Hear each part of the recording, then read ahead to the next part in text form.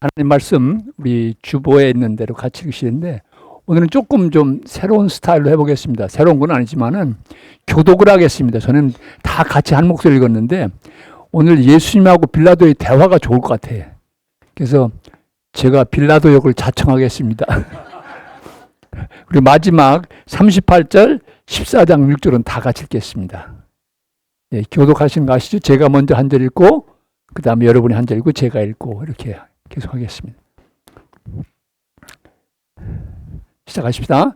빌라도가 다시 관저 안으로 들어가 예수를 불러내서 물었다. 당신이 유대 사람들의 왕이요?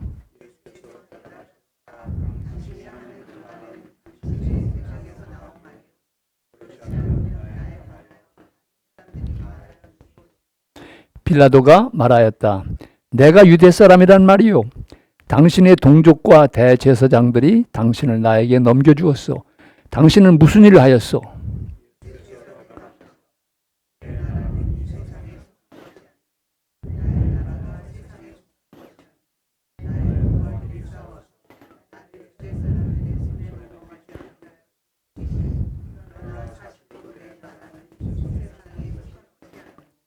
빌라도가 예수께 물었다. 그러면 당신은 왕이요? 예수께서 대답하셨다. 당신이 말한 대로 나는 왕이요. 나는 진리를 증언하기 위해 태어났으며 진리를 증언하기 위해 세상에 왔소. 진리에 속한 사람은 누구나 내가 하는 말을 듣소. 예수께 진리가 무엇이요? 하고 물었다. 예수께서 그에게 말씀하셨다. 나는 길이요 진리요 생명이다. 나를 거치지 않고서는 아무도 아버지께로 갈 사람이 없다.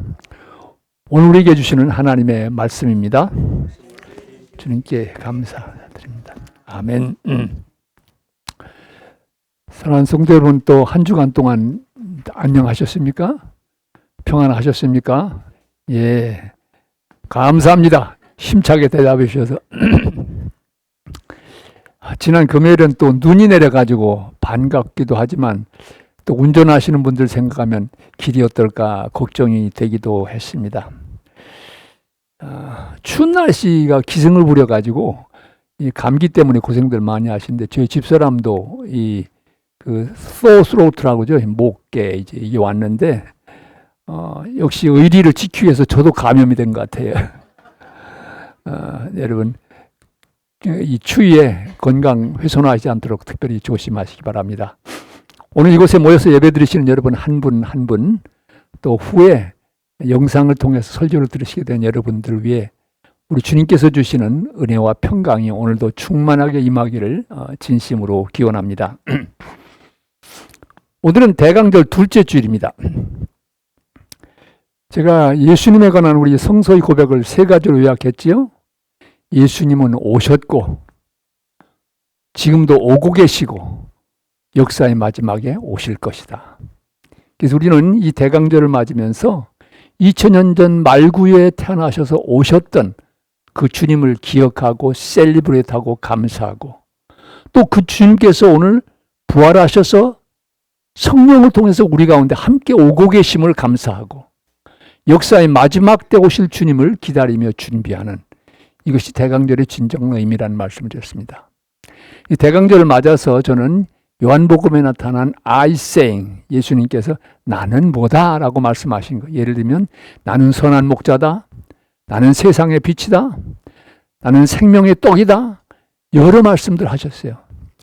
이 I saying 가운데서 중요한 특별히 가장 키가 되는 요한복음 14장 16절의 말씀이지요. 나는 길이요 14장 6절의 말씀. 나는 길이요 진리요 생명이니 나로 말미암지 않고는 아버지께로 올 사람이 없다. 그 말씀 속에서 예수님이 누구신가? 예수님 당신이 말씀하신 길, 진리, 생명 이 세 가지를 이 대강절에 생각해 보고 있습니다. 오늘 우리가 함께 읽은 본문 말씀은 그 빌라도 앞에서 예수님이 재판을 받으시는 장면의 한 모습입니다. 사실 이 대강절에 웬 예수님의 고난과 재판이냐 하는 생각할 수 있는데 오늘 이 말씀 속에서 우리가 마지막에 읽었던 것처럼 빌라도의 질문이 아주 귀중한 질문입니다. 진리가 뭐요? 라고 하는 이 질문의 중요성 때문에 이 본문을 함께 생각해 보게 되었습니다. 본문 말씀을 보면 예수님께서 대제사장과 또 서기관들 앞에서 사실은 먼저 재판을 받습니다. 근데 재판을 받는데 그들은 예수님은 사형에 처하는 게 마땅하다. 가장 엄중한 죄목이 뭐냐면은 신성 모독죄입니다. 하나님의 이름을 망령되이 일컬었다는 거예요. 왜냐하면은 자신이 하나님의 아들이라고 얘기하고 또 생명의 떡이라고 얘기하고 예루살렘 성전을 헐어라 40년 이상 걸려서 지은 성전인데 내가 사흘 만에 다시 세울 것이다. 이런 모든 이야기들은 하나님의 거룩하심을 훼손한 중요한 범죄다. 그래서 이 사람은 사형에 처함이 마땅하다는 판결을 내렸습니다. 그런데 그들은 로마의 지배 아래 있었기 때문에 자기들이 사형을 집행할 권한이 없었어요. 그러니까 결국은 빌라도에 가서 고소를 하게 되는데 빌라도에 가서 고소를 하면서 죄목이 바뀌게 됩니다. 그들이 내린 판단은 하나님의 이름을 망령되이 일컬었다. 신성 모독죄인데 빌라도에 가서는 그것 가지고 사형을 받아내기가 쉽지 않거든요. 그러니까 빌라도가 제일 관심 있어 할 죄목이 뭡니까? 유대인이 왕이라고 한다는 거예요. 반란을 도모하는 사람이라는 얘기죠. 이렇게 죄목을 바꿔서 빌라도에게 얘기하는 거예요.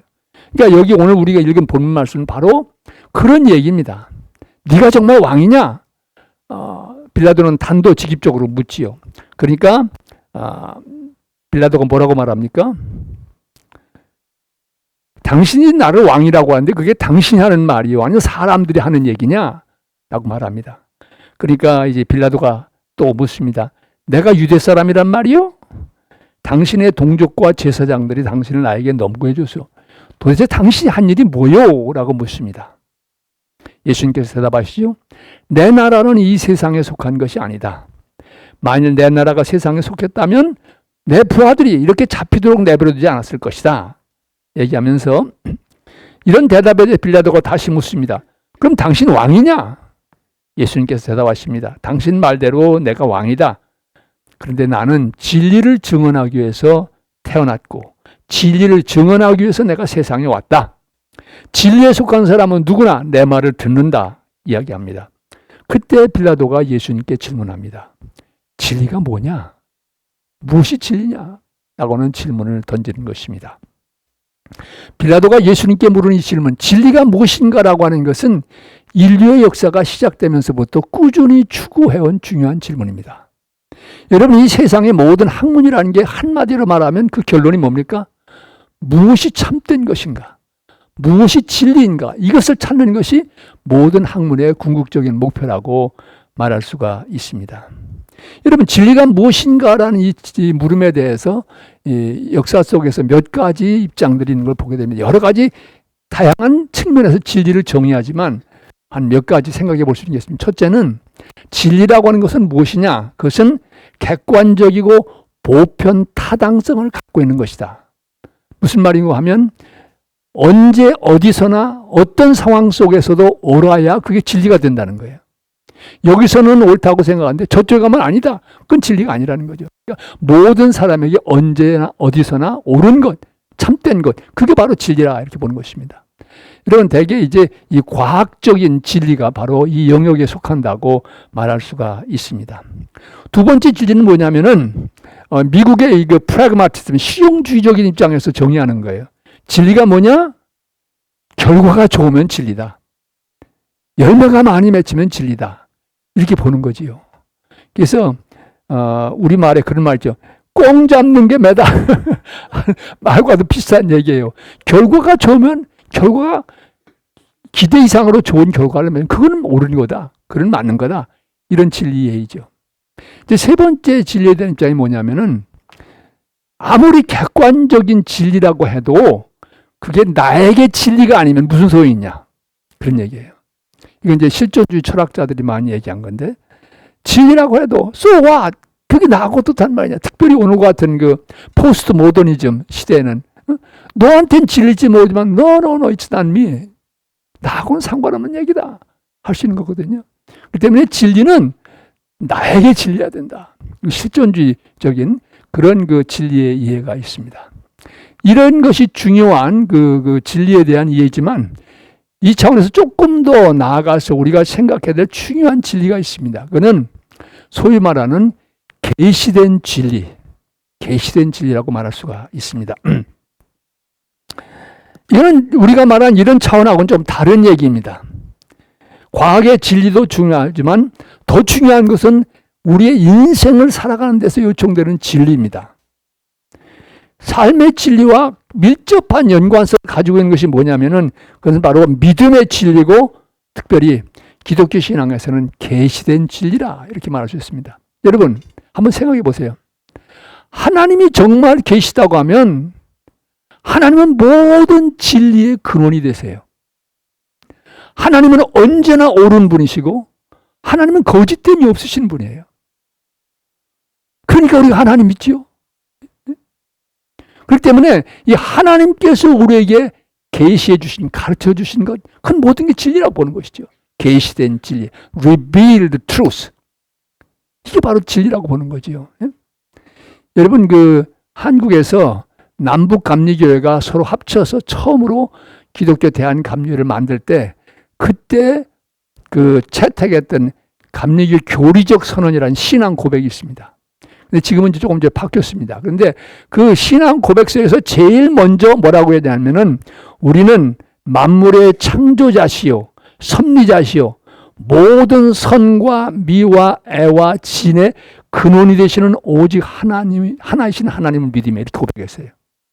모든 선과 미와 애와 진, 참된 것의 근원이 되시는 한 분이신 하나님을 믿는다.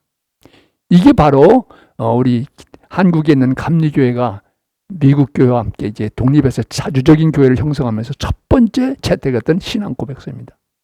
하나님은 모든 진리의 근원이 되신다고 하는 거죠. 하나님이 계시다면 그러실 수밖에 없어요. 우리 생각에는 모시는 것 같지만 그거는 아니에요. 하나님 입장에서 우리가 아직 뭘 모르는 거지요. 충분히 알지 못하는 거죠. 그러니까 하나님이 진리의 근원이 되신다, 원천이 되신다라고 하는 이런 진리에 대한 이해에 도달하게 되면 이 과학을 보는 눈도 바뀌는 거예요. 과학자들이 발견하는 게 뭐냐? 그 사람들이 새로 만들어내는 게 아니에요. 하나님께서 창조하신 아름다운 질서의 원리를 찾아가고 발견해내는 거죠. 그러니까 진리에 대한 개념이 바뀌게 되는 것입니다. 오늘 우리가 얘기하는 진리, 특별히 하나님께서 우리 가운데 보여주신 당신의 존재와 뜻을 보여주신 reveal, 계시해 주신 이 계시라는 말의 뜻은 열어서 보인다라는 뜻이 있습니다. 하나님이 당신의 존재와 뜻을 열어서 보여주신 거예요. 자연 만물을 통해서 하나님의 존재를 우리가 볼 수 있게 해주시고, 근데 하나님의 계시의 가장 결정적인 계시는 바로 예수 그리스도를 보내주신 것입니다. 그 아들을 보내주신 거예요. 그러니까 예수 그리스도 안에 계시된 진리가 가장 결정적인 진리에 이르는 것입니다. 전에도 한번 말씀드렸지만 예수 그리스도는 바로 decisive and normative revelation of God, 하나님의 결정적인 그리고 모든 다른 계시의 표준이 되는 계시다. 이렇게 성경은 고백하고 있는 것입니다. 그렇기 때문에 우리가 여기서 문제가 되는 것은 여러 가지 다 진리의 개념들이 중요하지만 정말 우리의 인생에서 중요한 진리는 결국 계시의 결정적인 자리에서 우리에게 말씀해 주신 예수 그리스도의 말씀, 예수 그리스도께 행하신 이것이 바로 진리다. 우리는 그렇게 고백하는 것입니다. 그래서 바로 진리는 하나님께서 우리에게 보여주신 그 진리는 바로 우리 인생의 길이 되어지고 우리 인생의 목적이 되어지고 인생의 의미의 원천이 되어진 것입니다. 클라이막스는 바로 예수 그리스도. 그렇기 때문에 예수 그리스도의 오심은 인류 역사에서 가장 중요한 탑 10 뉴스, 10대 뉴스를 뽑는다면 1등이 뭐냐? 예수 그리스도의 오십니다. 왜냐하면 예수 그리스도의 오심으로 역사는 주전과 주후로 바뀌게 된 거죠. 역사가 가름되는 거죠. 그래서 우리 그리스도인들에게서는 성탄의 사건이야말로 인류 역사상 최고의 사건이다. 하나님께서 그 아들을 보내주신 놀라운 은총의 사건으로 보는 것입니다. 여러분, 예수님께서는 내가 진리다. 나는 빌라도에게 말씀하시면 내가 진리에 대해서 증언하러 왔다. 진리를 전하기 위해서 왔다. 말씀하시면서 한 걸음 더 나가면 내가 곧 진리다라고 말씀하십니다. 하나님이 진리의 근원이시라면 예수님은 진리실 수밖에 없어요. 그분은 바로 진리가 되어주신 그런 고백을 우리가 발견하게 되는 것입니다. 예수님께서는 바로 이 진리에 대해서 가르쳐 주시고 증언하기 위해서 우리 가운데 오셨다. 이렇게 기록하고 있습니다. 그렇다면 여러분, 우리가 이 생명의 진리, 예수님이 진리가 되신다라고 하는 이 고백을 붙들고 살아간다는 걸 뭘 의미하는가? 특별히 우리 2025년 대강절을 맞으면서 예수님이 진리시라고 하면 그 진리 되신 예수님과 우리는 무슨 관계가 있는지, 그 진리를 어떻게 붙들고 살아갈 것인지, 예수님이 진리시라고 하는 이 말씀의 뜻은 무엇입니까? 예수님이 진리시라면 우리는 어떻게 살아야 되는가? 이런 문제들 물음 앞에서 먼저 우리가 생각할 수 있는 건 뭐냐면은 예수님이 진리시라고 하면, 진리 근본이 되신다고 하면 이 진리를 더 깊이 알고 더 새롭게 깨닫는 게 중요한 거예요. 우리가 진리라고 말은 하지만 얼마나 그 진리 깊이 있게 체험하고 깨닫고 붙들고 살아가고 있습니까? 확실히 깨닫고 확실히 믿어야 한다는 말이 있습니다. 여러분, 우리가 예수 그리스도 진리 되시는 그분을 붙들고 확실히 믿는다고 하는 것은 굉장히 어려운 일처럼 볼 수 있습니다. 사실 그래요. 아니 2000년 전 베들레헴 말구에 태어나신 분, 그분이 So what? 나하고 무슨 상관이 있냐? 21세기 여기 워싱턴에서 내가 살아가는데 그분하고 나하고 무슨 상관이 있느냐? 이 질문 던질 수가 있지요. 그런데 여러분, 감사한 건요, 하나님께서 우리 예수님을 통해서 분명히 일깨워 주신 것이, 내가 너희를 고아와 같이 버려두지 않겠다. 너희들이 진리를 깨닫고 믿고 살아갈 수 있도록 내가 도와주겠다. 요한복음서 속에서 분명히 말씀하셨습니다. 뭐라고 말씀하셨습니까? 내가 너희를 돕는 보혜사 성령을 보내주시겠다. 너희를 고아와 같이 버리지 않겠다. 말씀을 하셨습니다. 요한복음 14장 26절을 보면 보혜사 곧 아버지께서 내 이름으로 보내실 성령께서 너희에게 모든 것을 가르쳐 주실 것이며 또 내가 너에게 말한 모든 것을 생각나게 하실 것이다. 말씀하셨어요. 또 16장 13절 상반절에 보면 그러나 그분 곧 진리의 영이 오시면 그가 너희를 모든 진리 가운데로 인도하실 것이다. 그리스도 앞으로 너희들을 인도해 줄 것이다. 여러분, 우리가 정말 예수님이 나를 위해 돌아가셨다고 하는 십자가의 사건을 믿게 되는 건요, 기적이에요. 그런데 그것이 기적이 아닐 수도 있어요. 왜? 우리가 결정한 게 아니니까. 그렇게 우리가 신앙생활하다 보면 여러분, 믿고 싶어서 믿어야 되겠다고 하면 믿어지지 않을 때가 있어요. 그런데 어느 순간에 이러고 보면 믿어지는 거예요. 믿어지게 돼요. 이 변화가 어떻게 가능하냐? 성령께서 우리 안에서 깨우치시고 권고하시고 깨닫게 하시니까 바로 예수 그리스도를 믿게 되고 예수 그리스도의 진리 되심을 믿게 되는 것입니다. 사랑하는 성도 여러분, 이 대강절을 맞으면서 진리 되신 예수님을 더 깊이 알고 믿고 깨닫는 은혜의 역사가 성령을 통해서 여러분에게 임하기를 진심으로 기원합니다. 우리가 예수님을 더 깊이 알아야 됩니다. 진리를 바로 알아야 진리를 붙들고 살아갈 수 있는 게 아닙니까?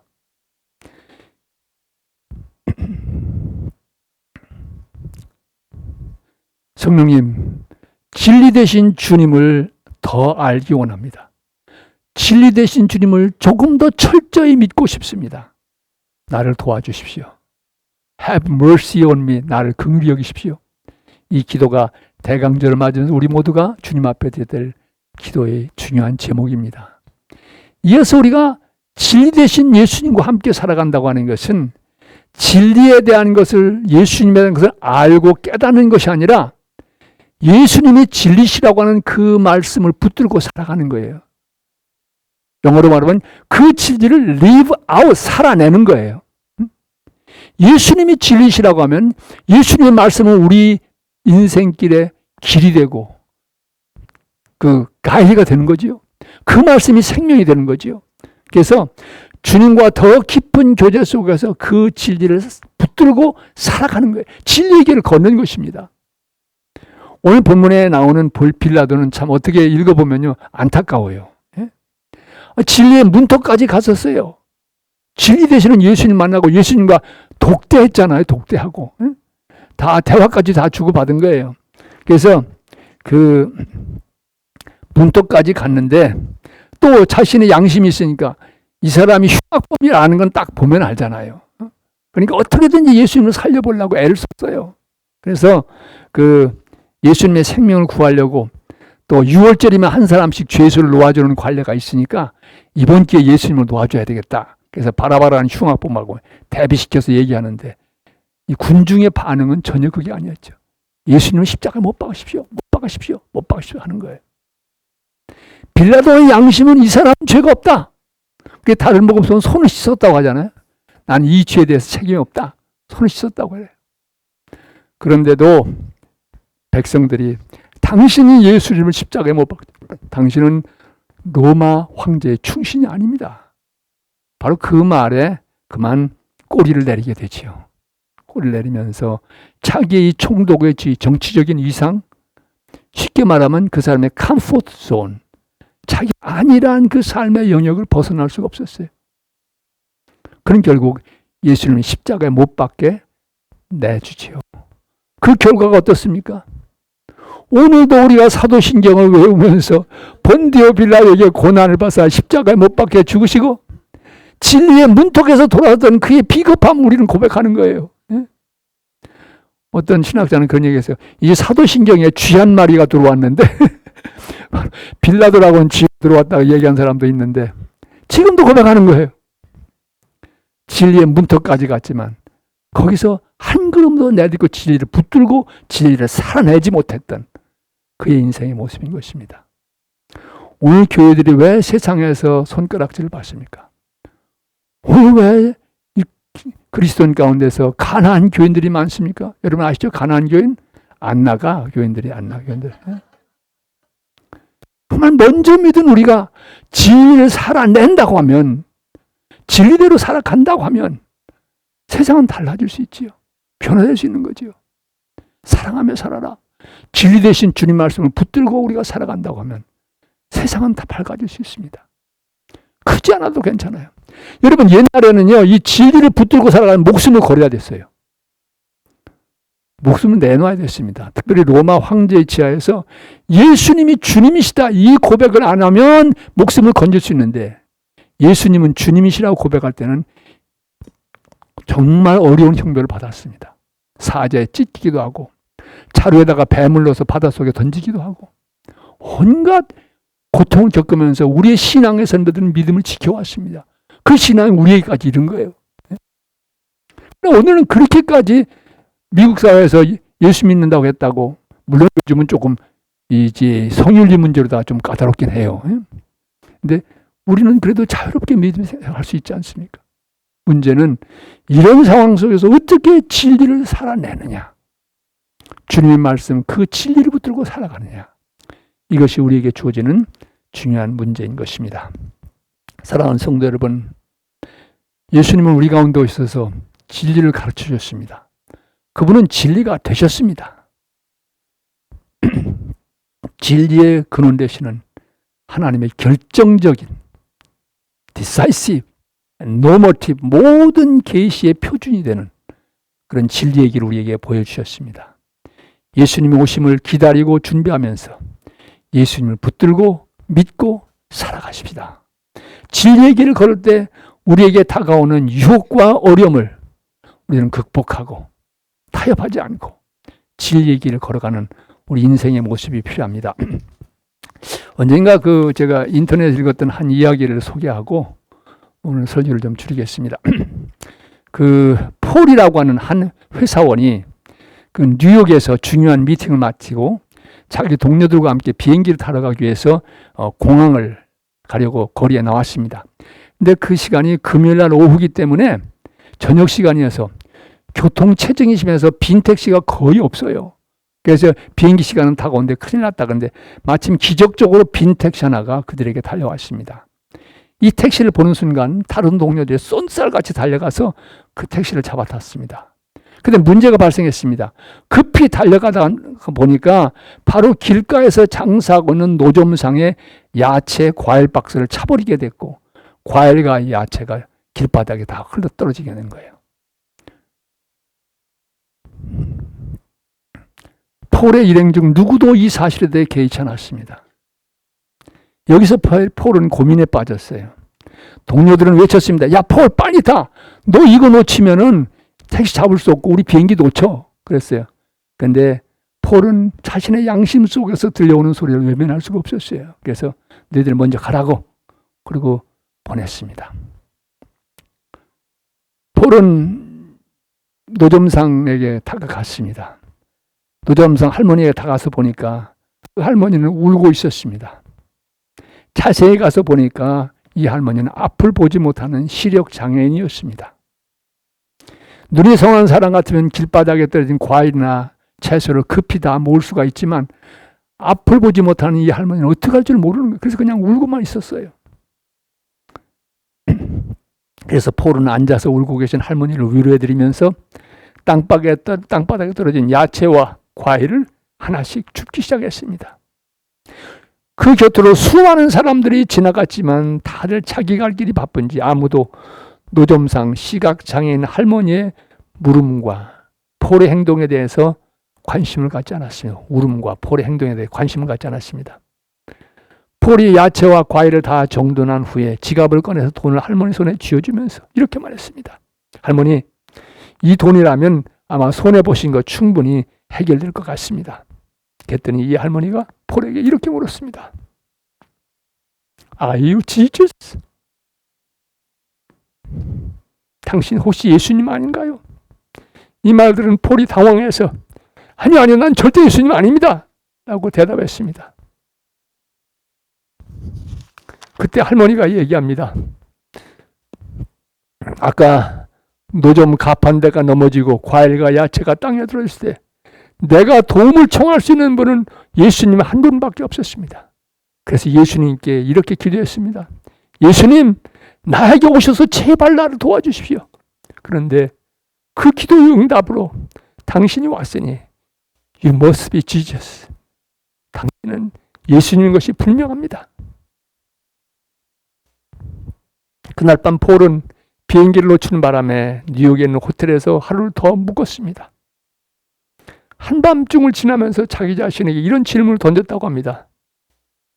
누군가가 나를 예수님 같다고 생각했을 때가 언제인가?